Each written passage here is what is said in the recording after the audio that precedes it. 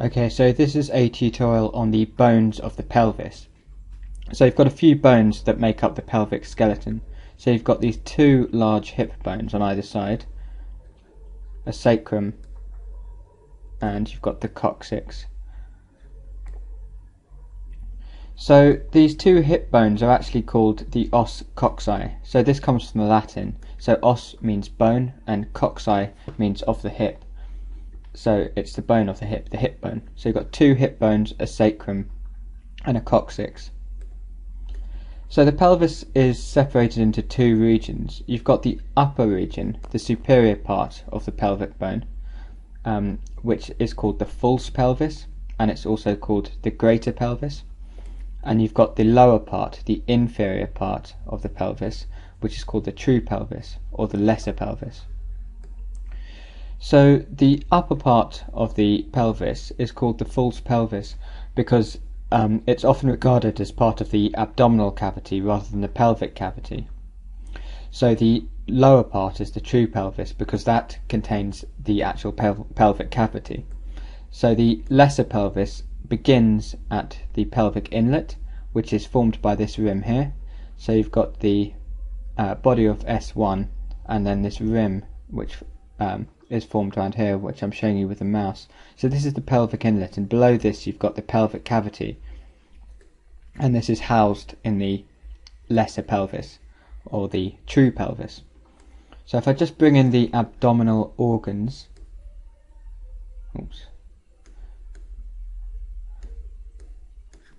you can see that the upper part of the pelvis actually sits with the abdominal organs, whereas the lesser pelvis, so you can see the pelvic inlet here at this rim, so you've got the bladder anteriorly, the reproductive tract behind it, and most posteriorly you've got the rectum. So these all lie in the pelvic cavity within the true pelvis. So I'll do a separate tutorial on the pelvic cavity, and I'll talk about the inlet, the outlet, the walls and the floors in that. But this tutorial I'll just talk you through the features of the pelvic bones.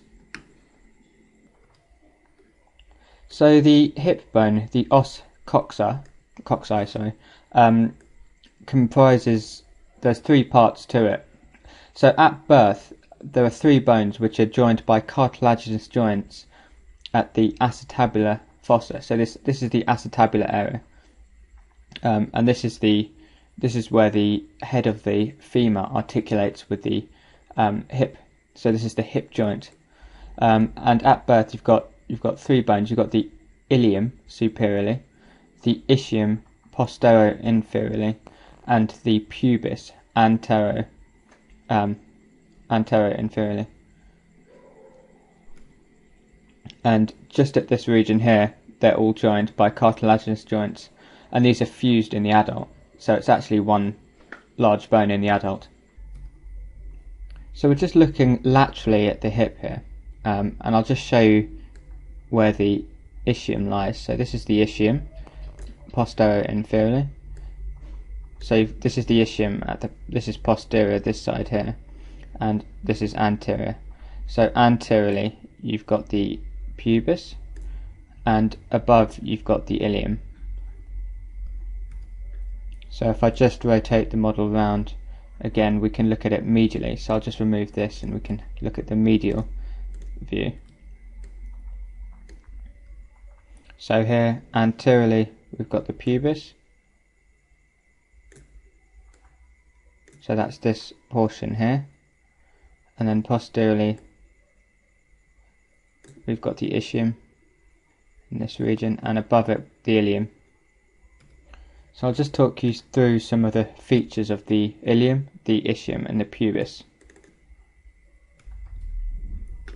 So I'll just remove the femurs. So here you can see the head of the femur sitting in the acetabulum. So this is the acetabulum here. So I'll just remove this so we can see the hip bones a bit more clearly. I'll remove these as well. So starting superiorly, we've got the iliac crest. So this is this flattened crest at the top of the ilium, and you've got muscles which attach here, so I won't talk about them in this tutorial. But that's the iliac crest, and this lies at the level of L4. So this is the L4 lumbar vertebra, and this is also the area where the aorta bifurcates. So if I just bring that in, you can see the bifurcation of the aorta at the level L4. So the iliac crest is a useful landmark to know because it marks the point of L4, and you know that the level of L4 is well below the end of the spinal cord. So it's a useful landmark for lumbar punctures. So if I just bring in the nervous system, you can see the end of the spinal cord well above the level of the iliac crest. So you've got the iliac crest here, and the end of the spinal cord's up here. So it's a useful landmark for lumbar punctures. So if we follow the iliac crest forward, it comes to this spine. So this is the anterior superior iliac spine. So this is also a useful landmark, and this can be easily palpated. And attaching to this, we've got the inguinal ligament, and this runs from the anterior superior iliac spine, which is known as ASIS, because it's a lot easier to say than anterior superior iliac spine. And this runs from the inguinal ligament runs from ASIS to the pubic tubercle. And this is useful to know, another useful landmark, because midway you can feel the pubic tubercle as well. So you can feel both these landmarks, ASIS and the pubic tubercle. So midway between these two landmarks, you can palpate the femoral artery. So if I just bring that into view, so you can see this artery running halfway between these 2 points. So just inferior to ASIS, you've got the anterior inferior iliac spine, and if we follow the iliac crest posteriorly, we come to the posterior superior iliac spine, and below that we've got the posterior inferior iliac spine, and then if we follow it round, we've got this notch in the ilium. So this is the greater sciatic notch, and below that we've got the ischial spine. So this is actually part of the ischium, which I'll come on to talk about. So above the ischial spine, you've got the greater sciatic notch, and below the ischial spine, you've got the lesser sciatic notch. So we're looking laterally. This is a lateral view of the pelvic bone, the hip bone, and this is where the gluteal muscles attach. So you can see these large gluteal muscles. You've got the gluteus maximus, medius and minimus. So they attach on this lateral surface of the bone, and you've actually got a few ridges on this bone which you can't see here, but I'll just mention them. So you've got the posterior gluteal line, an anterior gluteal line and an inferior gluteal line, which are roughened ridges where the gluteal muscles attach. So on the medial surface, you've got this sort of slight hollowing in the bone, and this is called the iliac fossa, and you've got the iliacus muscle which attaches here. So you can see how it sits there, and it inserts on the femur. So this flexes the hip. It's one of the hip flexors. So another quick thing to mention before moving on is the angle of the pelvis. So if we just imagine a horizontal line running along here, the angle of the pelvis is actually at about 50 to 60 degrees to this horizontal line. The angle of the pelvic inlet.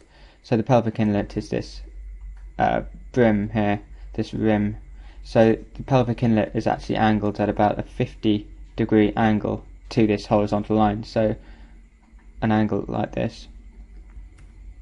And also at this angle, you can see the pubic tubercle here and the anterior superior iliac spine are in the same plane. So this is the same vertical plane here.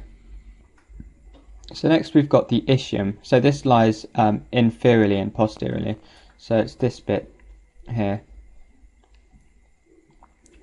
So I mentioned the ischial spine. So we're looking from a posterior view at the pelvis. So you've got the sacrum here, and I showed you the greater sciatic notch, and you've got the ischial spine here. So you've got a ligament. You've got two important ligaments to know about here. So you've got the sacrospinous ligament, and you've got the sacrotuberous ligament. So right at the bottom part of the ischium, you've got this tuberosity. This is the ischial tuberosity.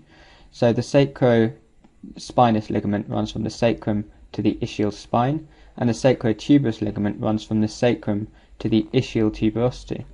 So I've just brought those ligaments in. You can see the sacrotuberous ligament attaching onto the tuberosity and the sacrospinous ligament attaching onto the spine. So it's actually a bit further up here. So above this you've got the greater sciatic foramen, and below you've got the lesser sciatic foramen. So you've got the ischial spine, the ischial tuberosity, and if we rotate anteriorly,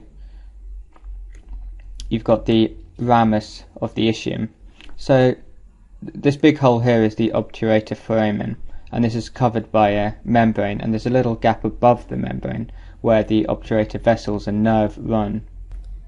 So I've just brought the membrane into view here, and you've got this little canal up here, the obturator canal, and you've got the obturator vessels, artery and nerve, and the artery and vein and the obturator nerve which come through this.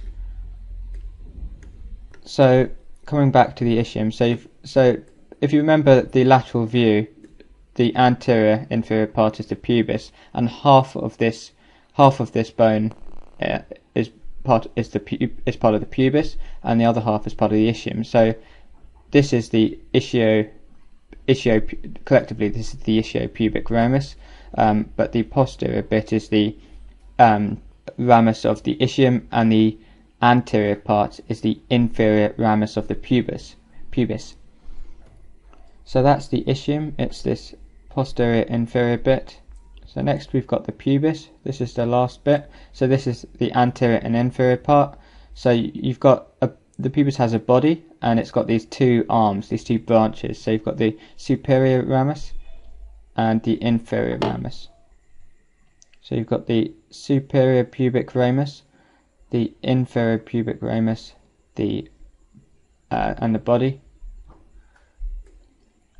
And where the two pelvic bones meet, this is called the pubic symphysis, and this little protuberance is called the pubic tubercle. So this is palpable. So those are the features of the pelvic bones. So the hip bones, so the ossa coxae. So at the back you've got the sacroiliac joints. At the front you've got the pubic symphysis, and the sacrum articulates above with the fifth lumbar vertebra, and below it articulates with the coccyx. So next I'll just do a quick tutorial on the sacrum and the coccyx.